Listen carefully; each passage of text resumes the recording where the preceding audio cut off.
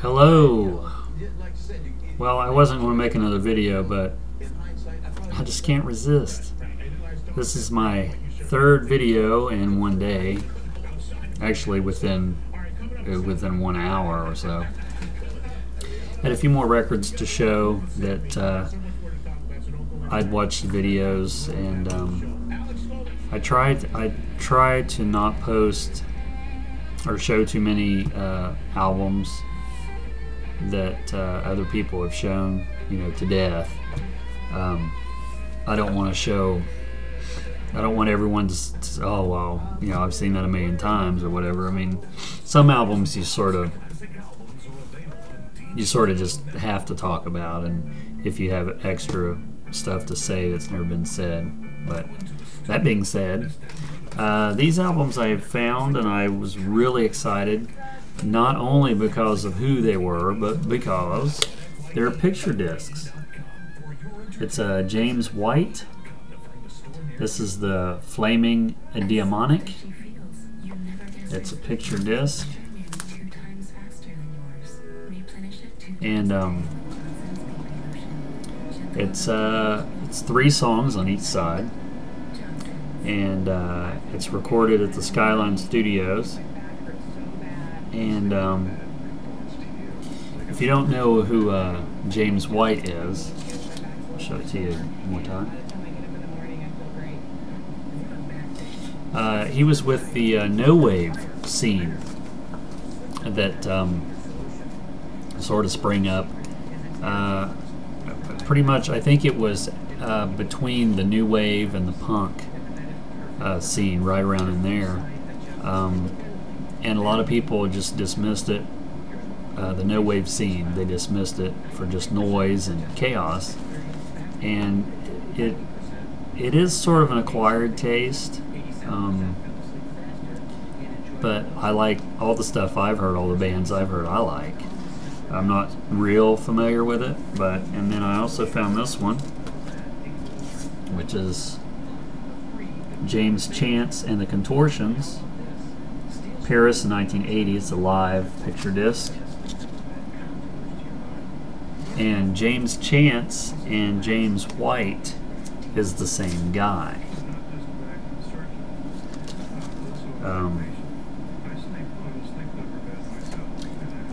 And the album, to describe it, it's the vocals are really disjointed and sort of unpredictable at times, and there's a lot of I believe it's a saxophone. It's a trumpet. There's a trumpet and an alto sax on the live one, and baritone sax, tenor sax, and trumpet on the other one. And it's just real sporadic, and I really like that, because when you first hear it, it's like, your first reaction, most people's reaction is like, ah. But then you listen to, before you even get through a song, it's like, it's something just drags you in there, and it's like, because it's so different, I think. And speaking of different, after Ronnie James Dio's passing, it seemed like that a lot of stuff at least came to my knowledge that I wasn't aware of pertaining to him and music he did. And a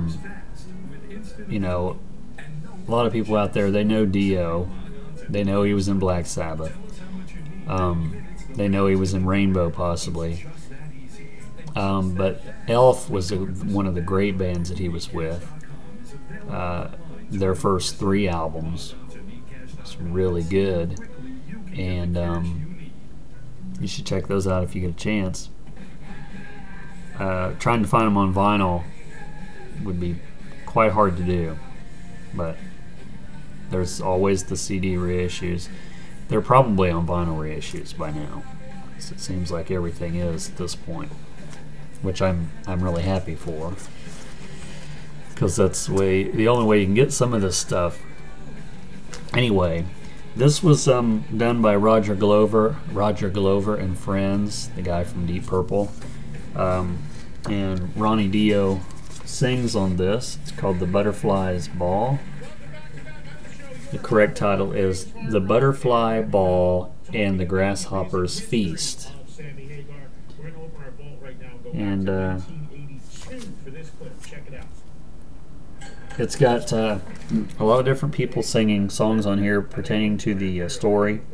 David Coverdale's on here and Glenn Hughes, both formerly from Deep Purple, and Glenn Hughes was in a version of Black Sabbath.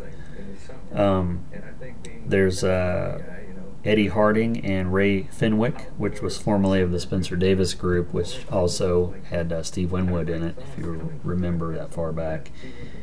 And but Dio sings some interludes on here, and then he does a couple songs. And I had heard one of these songs on, I think Love Is All is the one I heard on, I don't even remember, I think it might even been on, it was a Dio, I don't know if it was official Dio site or a fan's version, anyway. And I heard that, it's like, wow, that's really, because me liking a lot of kids records and themed records like that, you know, it was sort of geared, or could have been interpreted as a kids record. It's not officially one, but so it really appealed to me, the sound of it, and you know, hey, that's Dio singing that. You know, that was the novelty of it. It's like made it even cooler for me. So I spoke in one of my videos about finding a someone's complete collection in a thrift store, and I went back 3 times and made 3 trips. Well, this album was one of them that I purchased, and I was so excited to see it because I knew instantly what it was. And a lot of the albums that was in that collection, I mean, it was quite varied, but a lot of it was 80s stuff, and like a lot of new wave, and even though there was classical and bluegrass and easy listening and, you know, everything, blues and jazz, a lot of jazz, a lot of classic vocalists. So anyway, I found that in there, and that one sort of stood out because it didn't really match the other records, you know, or at least I didn't think it did. But it's quite a collector's item, I would think. I don't know how much it's worth and all that kind of stuff, but I just wanted it because Dio was on it, and